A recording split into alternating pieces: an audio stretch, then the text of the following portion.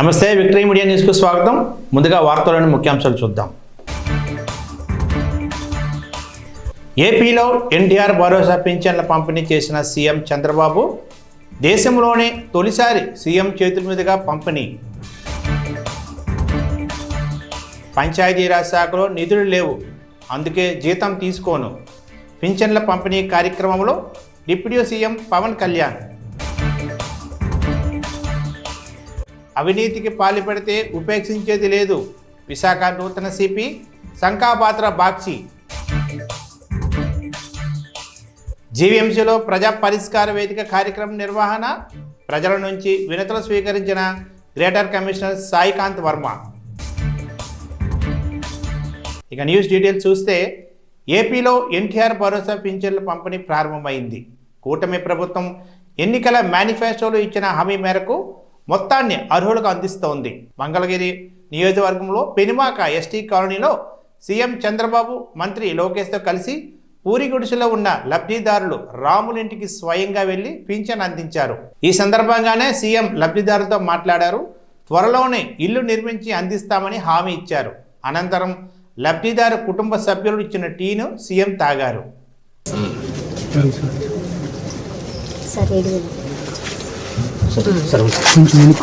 అనుకున్నాం సార్.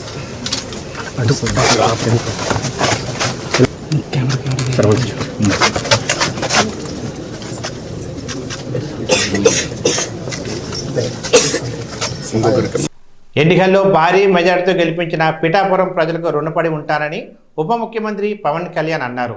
కాకినాడ జిల్లా గొల్లప్రోలు నిర్వహించిన పింఛన్ల పంపిణీ కార్యక్రమంలో ఆయన ముఖ్య అతిథిగా పాల్గొన్నారు. అనంతరం పలువురు లబ్ధిదారులకు పవన్ కళ్యాణ్ చేతుల మీదుగా పింఛన్లు అందజేశారు. అనంతరం డిప్యూటీ సీఎం పవన్ కళ్యాణ్ మాట్లాడుతూ పిఠాపురాన్ని దేశంలో మోడల్ నియోజకవర్గంగా తీర్చిదిద్దాలన్నది నా ఆకాంక్ష అన్నారు. పంచాయతీరాజ్ శాఖలో నిధులు లేవని, శాఖల్లో అప్పుల్లో ఉన్నప్పుడు నాలాంటి వాడు జీతం తీసుకోవడం చాలా తప్పు అనిపించిందని, అందుకే జీతం వదిలేస్తున్నానని, దేశం కోసం నేల కోసం పనిచేస్తున్నానని పవన్ కళ్యాణ్ తెలిపారు. ప్రతి ఒక్కరితో మాట్లాడి స్వయంగా పెన్షన్ల పంపిణీ కార్యక్రమానికి ఇంత బందోబస్తు నిర్వహిస్తున్న పోలీస్ అధికారులందరికీ, ఎస్పీ గారికి అందరికీ నా హృదయపూర్వక ధన్యవాదాలు, నమస్కారాలు. ఎలక్షన్స్ అయిపోయి రిజల్ట్స్ వచ్చిన తర్వాత ఇదే మొదటి నా విజిట్. ఇది ఇందాక కృష్ణరాజు గారు మాట్లాడుతూ ఉంటే ఎలక్షన్ రిజల్ట్స్ వచ్చినప్పటి నుంచి ఇప్పుడు దాకా రాలేదు అని, అది పోయింది అంటే నేను ఒకటే పెట్టుకున్నాను. ఎలక్షన్లు గెలిచిన తర్వాత నాకు లోపల నుంచి ఏముందంటే నాకు ఊరేగింపులు చేసుకోవడం నాకు ఇష్టం లేదు. నాకు పనిలోకి వెళ్ళాలనుకున్నాను. ముందు కృతజ్ఞతని ఎలా చెప్పగలను? ఈరోజు వచ్చి పెన్షన్లు ఇచ్చి నేను కృతజ్ఞత చెప్పుకోగలను. ఎందుకంటే నేను ఒకటి పెట్టుకుంది ఏంటంటే, ఒక సభ పెట్టాలి అంటే చాలా శ్రమ అవసరం అవుతుంది. ఒకసారి పోలీస్ శాఖ నలిగిపోతూ ఉంటారు. చాలా వనరులు, మానవ వనరుల దగ్గర నుంచి అన్ని రకాల వనరులు చాలా అత్యవసరం అయితే తప్ప అది ముందుకు తీసుకెళ్ళకూడదని అనుకుంటాను. సో ముందుగా నేను ఒక భారీ సభ పెట్టో లేదంటే ఊరేగింపులు చేసుకొని ఇవన్నీ చేయడానికి ఇబ్బంది ఏం లేదు.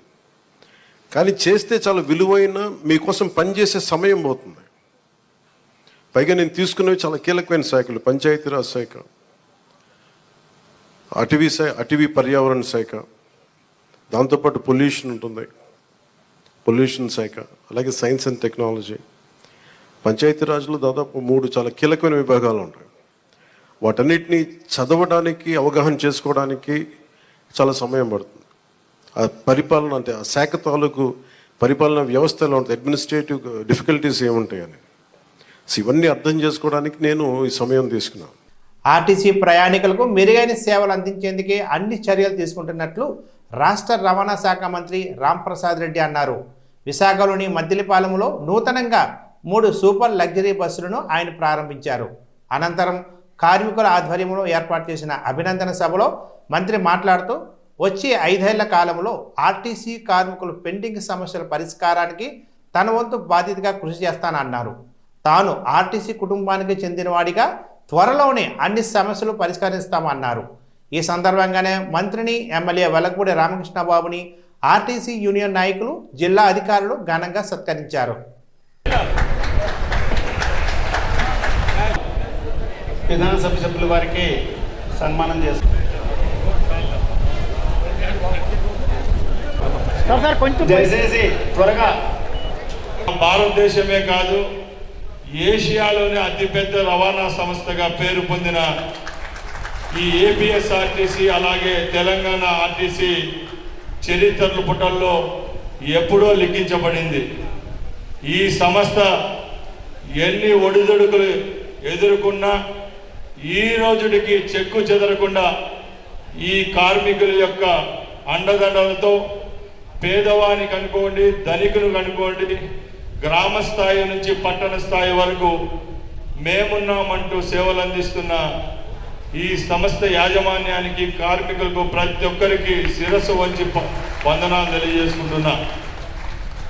నేను కూడా ఈ ఏపీఎస్ఆర్టీసీ కుటుంబానికి చెందిన వాడినే. నా నియోజకవర్గం రాయచోటి. గత 40 సంవత్సరాలుగా మా కుటుంబం, మా తండ్రి గారు ఎమ్మెల్యేగా పనిచేశారు, మా సోదరుడు ఎమ్మెల్యేగా పనిచేశారు, నేను ఇప్పుడు ఎమ్మెల్యేగా, శాసనసభ్యునిగా ఉన్నా. మేము ఒక యూనియన్ గౌరవ అధ్యక్షుడిగా 40 సంవత్సరాల నుంచి ఈ ఏపీఎస్ఆర్టీసీతో విడదీరాని అనుబంధం ఉంది మా కుటుంబానికి. కాబట్టి ఇక్కడ సమస్యలు చెప్పినా చెప్పకపోయినా క్షుణ్ణంగా నాకు ఏపీఎస్ఆర్టీసీ గురించి తెలుసు. అందుకే ఈరోజు గర్వంగా ఉంది. ఈ శాఖ నాకు కేటాయించడంపై అవగాహన ఉంది. కాబట్టి రాబోయే 5 సంవత్సరాల్లో ఇక్కడ పనిచేస్తున్న కార్మిక సోదరులకైతేనేం, ప్రయాణికులకు మెరుగైన సేవ అందించే భాగ్యం నాకు దక్కినందుకు మరొకసారి ధన్యవాదాలు తెలియజేసుకుంటున్నా. సోదరులారా, మీ అందరికీ తెలుసు ఈ ఏపీఎస్ఆర్టీసీ ఈరోజు ఏ విధంగా ఉందో మనం చూస్తూ ఉన్నాం. ఎన్ని సమస్యలున్నా మనం వెనక తగ్గకుండా సేవలు అందిస్తూనే ఉన్నాం. ఇప్పుడు మన ముందున్న లక్ష్యం ఏంటంటే రాబోయే 5 సంవత్సరాల్లో తప్పకుండా మన సంస్థను మనుగడలోకి తీసుకొని రావాలి. రేపు మీకైతేనే, ప్రయాణికుడికైతే మేలు జరిగే విధంగా ఈ రాష్ట్ర ప్రభుత్వం తప్పకుండా చర్యలు తీసుకుంటుందని రవాణా శాఖ మంత్రిగా మీ అందరి ముందర తెలియజేసుకుంటున్నా. ఎందుకంటే నేను గత 2 వారాలుగా ఎన్నో డిపోలు సందర్శించడం జరిగింది. ముఖ్యంగా మన ముఖ్యమంత్రి గారి నియోజకవర్గమైన కుప్పంలో కూడా 4 రోజుల ముందు 4 బస్సులు ఈ డిపోకి అంకితం చేయడం జరిగింది. నేను ఎప్పుడూ చెప్తా ఉంటా, ఏదైనా సంస్థ బతకాలంటే అక్కడ పనిచేస్తున్న కార్మికులు మంచిగా ఆనందంగా ఉంటేనే అది నిజమైన సత్యం. ఇదే ఏపీఎస్ఆర్టీసీలో కార్మికుడు, ప్రయాణికుడు 2 కన్ను లాంటి వాళ్ళు. ఎప్పుడైతే కార్మికుని కంటి నిండా నీళ్లు రాకుండా ఉంటేనే ఆ సంస్థ మనుగడ ఉంటుంది. ఆ సంస్థ మనుగడ ఉన్నప్పుడే ప్రయాణికుని కూడా ఏ విధమైన ఆపద లేకుండా గమ్యస్థానానికి చేర్చగలిగే సత్తా ఉంటుందని మీ అందరి ముందర తెలియజేసుకుంటున్నా. భారత న్యాయ సంహిత చట్టాన్ని రద్దు చేయాలని డిమాండ్ చేస్తూ విశాఖలోని జీవీఎంసీ గాంధీ పార్కు వద్ద విశాఖ ఆటో రిక్షా కార్మిక సంఘం, మోటార్ వర్కర్స్ యూనియన్ సిఐటియు ఆధ్వర్యంలో నిరసన కార్యక్రమం జరిగింది.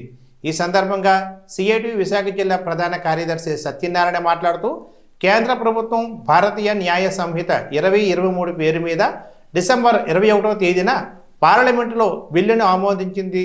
దానికి గౌరవనీయుల వంటి రాష్ట్రపతి ఆమోద ముద్ర వేశారన్నారు.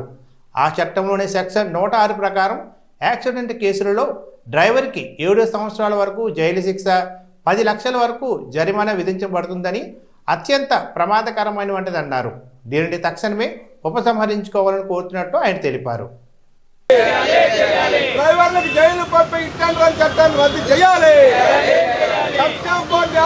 నా పేరు రాజ్ కుమార్, విశాఖ ఆటో రిక్షా కార్మిక సంఘం జిల్లా ప్రెసిడెంట్. ఈరోజు 106 ఏదైతే చట్టాన్ని తీసుకొచ్చారో కేంద్ర ప్రభుత్వం, ఈరోజు డ్రైవర్లు దొంగలుగా, దోపిడీదారులుగా చిత్రీకరిస్తుంది. ఇటువంటి చట్టాలన్నీ కూడా రౌడీలకి, గోండాలకి పెట్టవలసిన చట్టాలు రవాణా చౌకులకు పెట్టడం అనేది చాలా దుర్మార్గం. కేంద్ర ప్రభుత్వం మూడోసారి అధికారంలోకి వచ్చిన వెంటనే నేను చేస్తానన్ని చట్టాలు నాకు 3 కాళ్ళు ఉన్నాయన్నట్టుగా ఎవరిస్తుంది. కార్మిక వర్గం తణుచుకుంటే మిమ్మల్ని బంగాళాఖాతంలో కలిపినందుకు సిద్ధంగా ఉంటారు. ఎప్పుడు కూడా రవాణా రంగం కీలకమైనది. అలాంటి రవాణా రంగానికి సంక్షేమ బోర్డు ఏర్పాటు చేయాలి. అలాంటి రవాణా రంగానికి డీజిల్ సబ్సిడీ ఇవ్వాలి. వెల్ఫేర్ బోర్డు తీసుకురావాలి. ఈఎస్సీ పిఎఫ్తో కూడినటువంటి చట్టాన్ని తీసుకురావాలి. అటువంటివన్నీ తీసుకురాకుండా కేంద్ర రాష్ట్ర ప్రభుత్వాలు కుమ్మక్కయ్యి ఈరోజు రవాణా రంగం మీద జుల్ ప్రదర్శిస్తున్నారు. దీన్ని పూర్తిగా విశాఖ ఆటో రిక్షా కార్మిక సంఘంగా ఖండిస్తున్నాం. రానున్న రోజుల్లో ఈ 106 చట్టం ఏదైతే ఉందో వెనక్కి తీసుకోకపోతే దేశవ్యాప్తంగా బంద్ను పిలుపుకిస్తామని ఈ బీజేపీ కేంద్ర ప్రభుత్వానికి మేము హెచ్చరిక చేస్తున్నాం. పేదలకు పింఛన్లు పంపిణీ చేసిన ఘనత టీడీపీకే దక్కుతుందని విశాఖ టీడీపీ నగర అధ్యక్షుడు గండి బాబ్జీ అన్నారు. ఎన్టీఆర్ భరోసా సామాజిక పింఛన్ల పంపిణీ కార్యక్రమంలో భాగంగా సోమవారం ఉత్తర నియోజకవర్గం 49వ వార్డు ఏఎస్ఆర్ నగర్లో సామాజిక భవనం వద్ద పింఛన్ల పంపిణీ కార్యక్రమం నిర్వహించారు. ఈ సందర్భంగా అర్హులైన పేదలకు పింఛన్ల పంపిణీ చేశారు. అనంతరం ఆయన మీడియాతో మాట్లాడుతూ ఎన్నికల సమయంలో వృద్ధులు దివ్యాంగులకు ఇచ్చిన హామీ మేరకు వృద్ధులకు 7,000 రూపాయలు, దివ్యాంగులకు 6,000 పెంచుతున్నట్లు తెలిపారు. వైసీపీ ప్రభుత్వంలో రాష్ట్రంలో అప్పుల్లో కూరుకుపోయిందని, ఆయా అప్పులను సైతం టీడీపీ తీర్చే పనిలో ఉందన్నారు. ఈరోజు రాష్ట్రంలో ఒక పండగ వాతావరణంలో ఏదైతే ఎన్నికల్లో చంద్రబాబు నాయుడు గారు, పవన్ కళ్యాణ్ గారు హామీ ఇచ్చారో అట్లాగే బీజేపీ నాయకులతో కలిసి ఈ ఎన్డీఏ ప్రభుత్వం ఏర్పడిన తర్వాత మేము 4,000 పెన్షన్ ఇస్తామని చెప్పారు. అట్లాగే 6 బుల్లెట్ పథకాలు అనౌన్స్ చేస్తే అందులో 5 బుల్లెట్ పథకాల మీద సంతకాలు పెట్టడం మీ అందరికీ తెలిసిందే. అన్నా క్యాంటీను, పెన్షన్లు, ఉద్యోగస్తులకి డిఎస్సి నోటిఫికేషన్, మరి అట్లాగే ఆర్టీసీ ఉచిత ప్రయాణం, తర్వాత మిగతా ల్యాండ్ టైటిల్ ఇక్కడ మన విశాఖపట్నంలో ఇబ్బంది లేకపోవచ్చు కానీ పల్లెటూరులో ల్యాండ్ టైటిల్ యాక్ట్ అనేది చాలా ప్రమాదమైన చట్టం కాబట్టి దాన్ని రద్దు చేస్తామన్నా రద్దు చేశారు. ఈ సందర్భంగా నేను మీ ద్వారా ప్రజలకు తెలియజేయాలనుకుంటే ఏమిటంటే మీరందరూ కూడా గమనించారు గత 5 సంవత్సరాలు ప్రభుత్వం ఎట్లా పనిచేసిందో. మీరు ఎంతసేపు అప్పు తేవడం, మీ అందరికీ బటన్ నొక్కడం. రాష్ట్రాన్ని సుమారు 13 లక్షల కోట్ల రూపాయలు అప్పులు చేశారంటే మనం ఒకటి గమనించాలి. స్వాతంత్రం వచ్చిన తర్వాత ఇప్పటి వరకు రేపు చంద్రబాబు నాయుడు గారు ఈ ప్రభుత్వాన్ని నడపాలంటే ఈ బాకీలన్నీ తీర్చి ఎంత కష్టం మీ అందరికీ తెలిసి. ఒక కుటుంబం ఇటువంటి అప్పుల భారం పడిపోతే ఆ కుటుంబం పెద్ద ఎంత ఇబ్బంది పడతాడో అటువంటి ఇబ్బంది వచ్చింది. అయినప్పటికీ ఆ ఇబ్బందులు ఎలా అధిగమించాలో తెలుసుకొని ఈవేళ డబ్బు సుమారు 4,500 కోట్లు ఈ నెల రోజుల్లో పోగేసి ఏ అకౌంట్లోనూ డబ్బులు లేవు ప్రభుత్వంలో. దాన్ని ఎలాగా రెక్టిఫై చేయాలో ఆలోచించి డెఫినెట్గా రేపు ముందుకు తీసుకెళ్ళి ఈ పథకాలన్నీ కూడా సక్రమంగా అమలు చేయడానికి 1వ తారీఖు అనుకున్నాం కాబట్టి దాటకూడదని సుమారు 7,000 పెన్షన్ మామూలు పెన్షన్ ఇస్తే వృద్ధులకి ఈవేళ డబల్ చేశారు. 6,000 ఇస్తే పూర్తిగా ప్యారలైజ్ అయిపోయిన ఎవరైనా వికలాంగులు ఉంటే వాళ్ళకి 15,000 రూపాయలు పెన్షన్ ఇవ్వడం అంటే మాటలు కాదు. ఈవేళ కుటుంబానికి ఒక భారం తగ్గుతుంది. 15,000 అంటే ఆ కుటుంబం హాయిగా ఇన్ని పోషించడం కష్టమదా భగవంతుడా మాకెందుకు ఈ బాధలు అనుకునే పరిస్థితి నుంచి ఫోన్లే అతని ఆదాయం అతను తెచ్చుకుంటున్నాడనే ధీమా వచ్చింది కుటుంబానికి. మధ్యతరగతి కుటుంబంలో మరీ ప్రమాదం. ఇటువంటి డబ్బులు జీతం వస్తే నెలనాడు ఎట్లాగూ మనం ఈ బాకీలు అనేది తీసుకోవాలనే ఆలోచన నుంచి బయటపడడానికి మంచి అవకాశం దొరికింది. అందుకనే ప్రజలు ఈవేళ ఆ హామీని నమ్మారు కాబట్టే 80%, 90% ఈవేళ ఓట్లేసి బ్రహ్మాండంగా 40,000, 80,000, 90,000 మెజార్టీతో గెలిపించారంటే అంత ఆశలతో ఉన్నారు కాబట్టి ఆశలన్నీ తీర్చడానికి మీ సహకారం ఇలాగే అందించాలి. గతంలో చేసిన ఎన్నో తప్పుల వల్లనే ప్రజలు విసిగెత్తిపోయి ఈవేళ ప్రభుత్వాన్ని మార్చారనేది తెలుసుకోవాలి మనం అందరం కూడా. మీ ద్వారా ఒకటే కోరుతున్నా, విశాఖపట్నం ప్రజలు ఈవేళ విజ్ఞులు.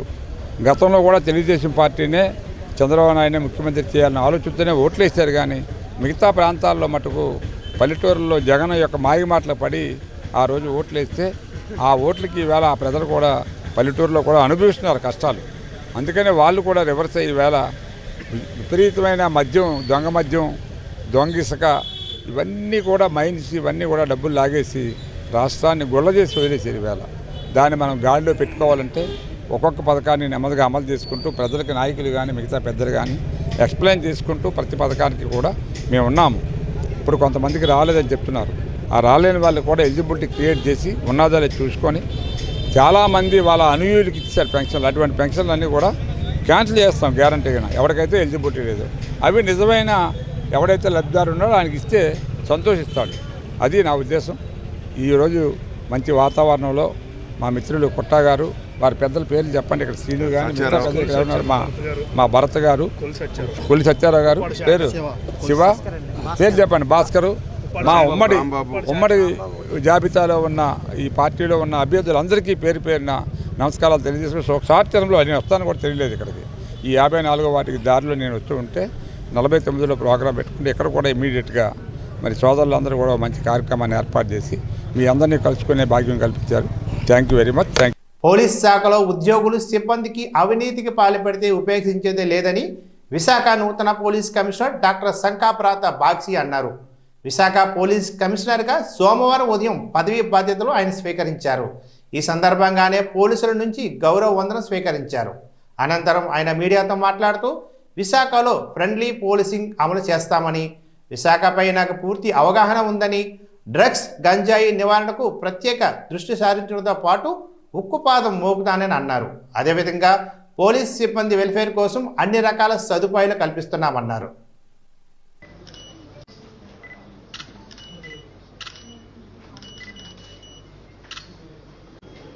నాకు తెలుసు ఎక్కడెక్కడ ప్రాబ్లమ్స్ ఉన్నాయి.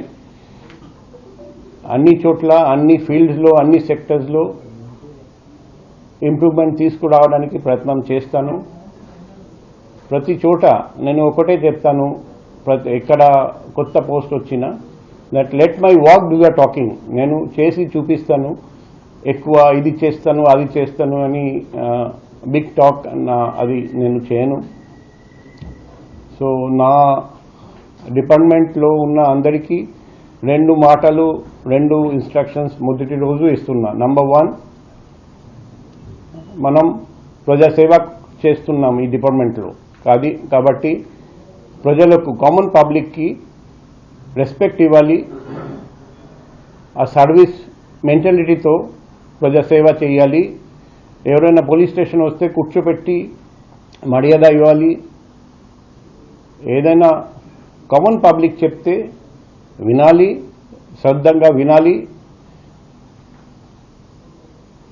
ఎటువంటి మిస్బిహేవియర్ పబ్లిక్తో ఎవరు చేయకూడదు. అది నంబర్ 1. నంబర్ 2 వచ్చేసి ఎక్కడ కరప్షన్ నేను సహించేది లేదు.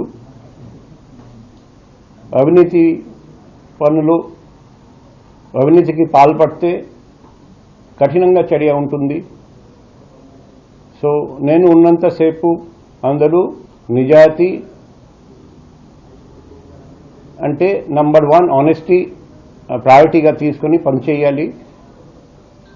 కరప్షన్ జరిగితే మాత్రం సహించేది లేదు. అండ్ ఫైనల్గా నేను పబ్లిక్కి సర్వీస్ చేస్తున్నా. మన పోలీస్ డిపార్ట్మెంట్లో, పోలీస్ డిపార్ట్మెంట్కి ఫల్క్రమ్ వచ్చేసి మన కానిస్టేబుల్స్, హెడ్ కానిస్టేబుల్స్, ఏఎస్ఐలు అండ్ హోంగార్డ్స్ వాళ్ళ వెల్ఫేర్ మీద కూడా ఫోకస్ పెడతాను వైజాగ్ కమిషనరేట్లో.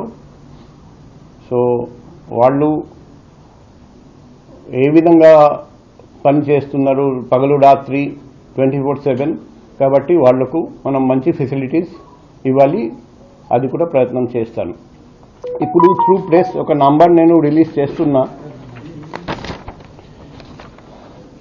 7995095799 ఈ 799509 ఎలక్ట్రానిక్ అండ్ ప్రింట్ మీడియా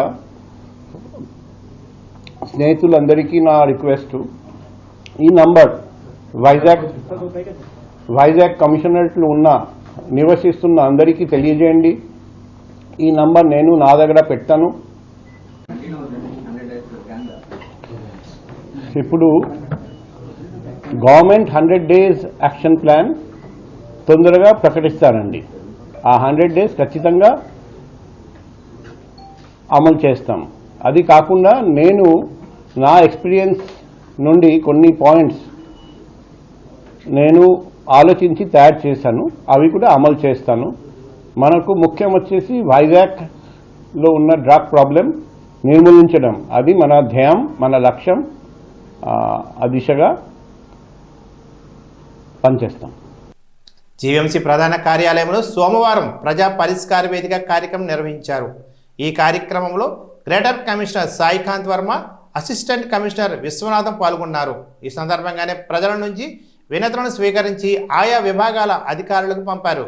ఆయా వినతులను సంబంధిత విభాగాల అధికారులు 3 రోజుల్లో కూడా పరిష్కరించాలని ఆదేశించారు. ప్రతి బాధితునికి తగిన న్యాయం చేయాలని ఆదేశించారు.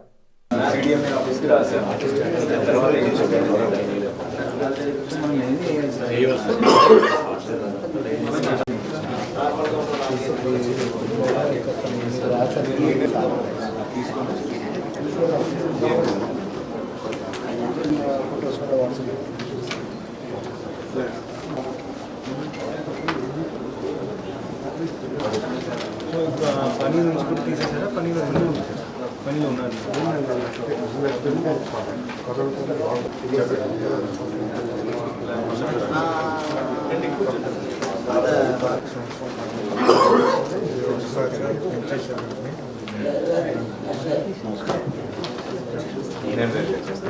ఒకవేళ ఏదైనా పొరపాటున ఏదైనా పెరిగి ఉంటే దాన్ని సవరించగలం. ఒకవేళ నామ్స్ ప్రకారం పెంచి ఉంటే ఏం చేయలేదు. ఓకే,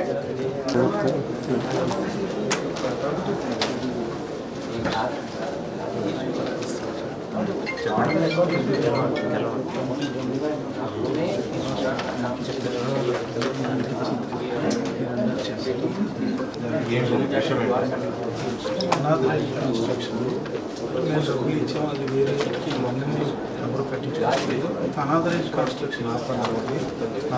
ఎన్నికల సమయంలో కూటమి ప్రభుత్వం అధికారంలోకి రాగానే పెన్షన్లు పెంచుతామని చెప్పడంతో అధికారంలోకి వచ్చిన వెంటనే పెంచి చూపించామని రాష్ట్ర తెలుగుదేశం పార్టీ అధ్యక్షులు గాజువాక నియోజకవర్గ శాసనసభ్యులు పల్లా శ్రీనివాసరావు అన్నారు. ప్రభుత్వం ఎంతో ప్రతిష్టాత్మకంగా అమలు చేస్తున్న సంక్షేమ పథకాలలో భాగంగా ఎన్టీఆర్ భరోసా పేరుతో రాష్ట్ర వ్యాప్తంగా సామాజిక పెన్షన్ల పంపిణీ కార్యక్రమాన్ని నిర్వహించారు. ఈ కార్యక్రమంలో భాగంగా గాజువాక నియోజకవర్గంలో కూటమి నాయకులు పల్లా శ్రీనివాసరావు, బీజేపీ గాజువాక ఇన్ఛార్జ్ కర్ణంరెడ్డి నరసింహారావు, జనసేన నాయకులు కోన తాతారావు ఆధ్వర్యంలో సుమారు 19 కోట్ల రూపాయలతో లబ్ధిదారులకు పెన్షన్లు అందజేశారు.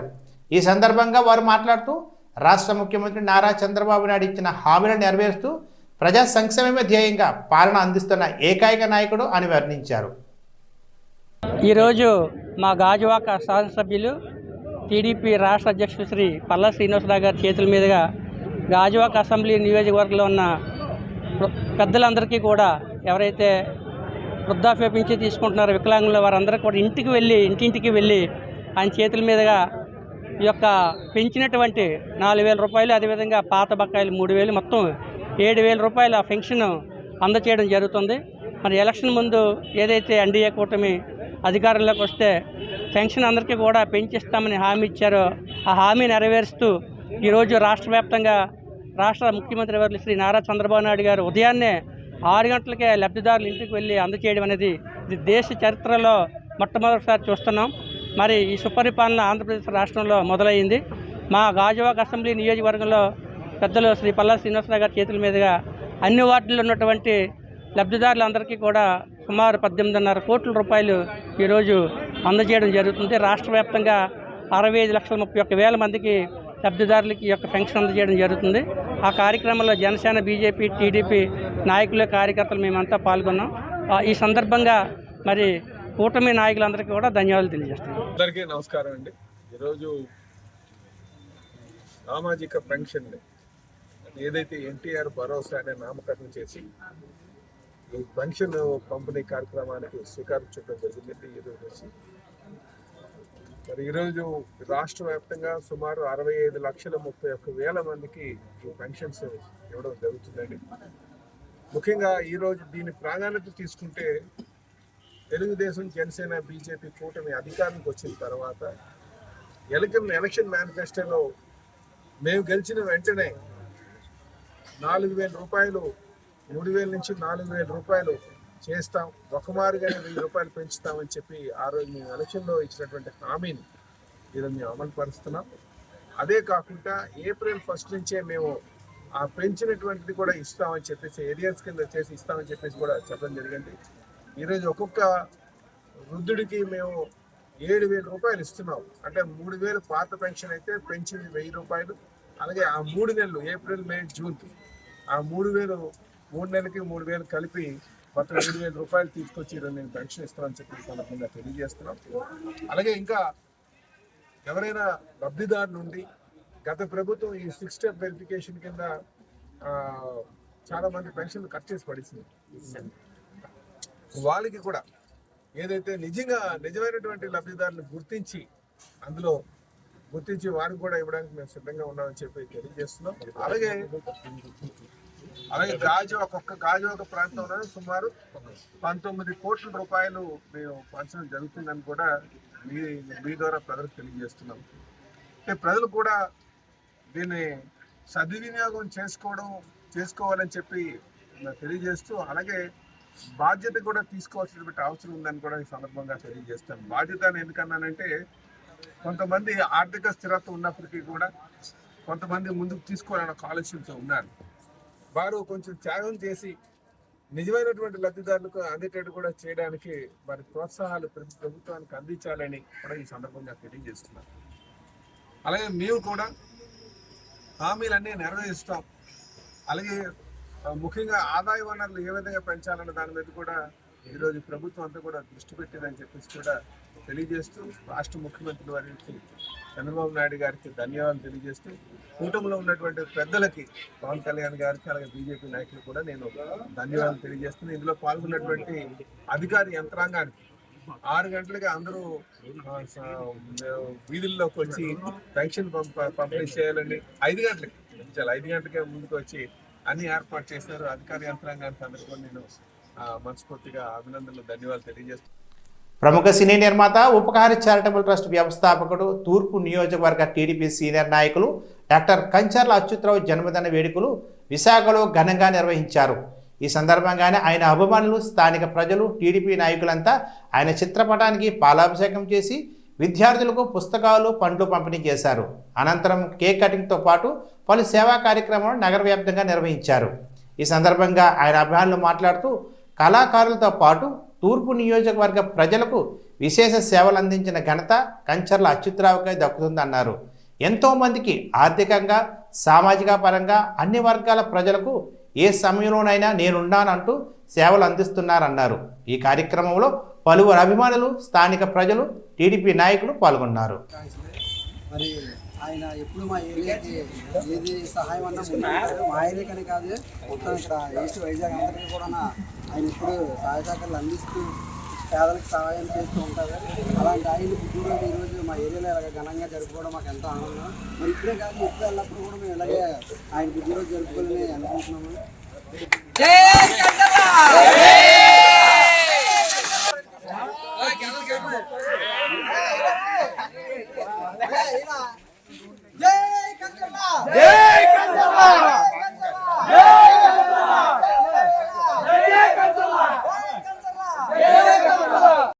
గారికి హ్యాపీ బర్త్డే సార్. మీరు ఎక్కడో బయట ఉన్న మీరు ఇన్ని రోజులు చేసిన సేవా కార్యక్రమాలు, ఈరోజు ఇన్ని ఏరియాలో కేక్ కటింగ్లు, ఇన్ని కార్యక్రమాలు జరిగినట్టుగా మీరు ఇచ్చిన తోడ్పాటు దాన్ని ముందుకు తీసుకెళ్తుంది. అలాగే పుట్టినరోజు కార్యక్రమాలు అంటే ఎక్కడైనా ఎవరైనా చేస్తారు, కానీ మీతో జరుపుకోవడం స్పెషల్. చాలా అరుదులు కొంతమంది జరుపుకుంటారు. ఎందుకంటే మీకు ఇలాంటివి కూడా ఉంటే రావడానికి మా తరఫున ధన్యవాదాలు తెలుసుకుంటున్నాం. ఇక్కడ శాతం వాళ్ళు అన్నీ చెప్పారు మాకు. అన్నీ ఏదో చిన్న చిన్న తప్పులు తెలియతారు, కానీ వచ్చిన తర్వాత అందరూ మార్చేది బయటకు వెళ్తారు. ఇప్పుడున్న స్టాఫ్కి ముందుగా ధన్యవాదాలు. ఇంత బాగా మనం పొరపాటు చేసి బాగా చూస్తున్నందుకు. ఇక్కడ ఈ బుక్స్, ఈ అట్టుపళ్ళు పుట్టినరోజు కార్యక్రమానికి పంచుతున్నాం. సాయం చెప్పాలంటే మీరు బాగుంటారంటే, మీ చదువులు బాగుండి మీరు పైకి ఎదుగుతాం అనుకుంటే మీకు ఏ సహాయమైనా చేస్తారు. మీకు ఏమైనా సహాయ మీకు అవి ఒక 2-3 డేస్ మేము ఇక్కడ తెచ్చి ఆ ఏర్పాటు చేస్తాం. సాయంత్రం కేక్ కూడా ఇక్కడ పంపిస్తాం. మీరే కేక్ కటింగ్ చేసుకొని అచ్యుతరావు గారికి అందరూ ఒకసారి హ్యాపీ బర్త్డే అని గట్టిగా చెప్పులు బాగా చేయండి. మీకు ఎటువంటి సహాయ సహకారాలు కావాలన్నా చేస్తారు. ఎంతో మందికి చేస్తున్నారు, మీకు చేయకుండా ఉండరు. బాగా చదువుకొని మీరు బయటకు వచ్చిన తర్వాత అతని పేరు కావాలంటే బయట చెప్పుకోండి. అతని పేరు కమిషన్ అచ్యుతరావు గారు గుర్తుపెట్టి వెళ్ళవచ్చు. Thank you. వార్తలు ముగించే ముందు ముఖ్యాంశాలు మరొకసారి చూద్దాం. ఏపీలో ఎన్టీఆర్ భరోసా పింఛన్ల పంపిణీ చేసిన సీఎం చంద్రబాబు, దేశంలోనే తొలిసారి సీఎం చేతుల మీదుగా పంపిణీ. పంచాయతీరాజ్ శాఖలో నిధులు లేవు, అందుకే జీతం తీసుకోను. పింఛన్ల పంపిణీ కార్యక్రమంలో డిప్యూటీ సీఎం పవన్ కళ్యాణ్. అవినీతికి పాల్పడితే ఉపేక్షించేది లేదు, విశాఖ నూతన సిపి శంఖాపాత్ర బాక్షి. జీవీఎంసీలో ప్రజా పరిష్కార వేదిక కార్యక్రమం నిర్వహణ, ప్రజల నుంచి వినతులు స్వీకరించిన గ్రేటర్ కమిషనర్ సాయికాంత్ వర్మ. ఇది ఈనాటి బులెటిన్. మరొక బులెటిన్లో కలుసుకుందాం. అంతవరకు నమస్తే, స్టే ట్యూన్, థ్యాంక్ యూ.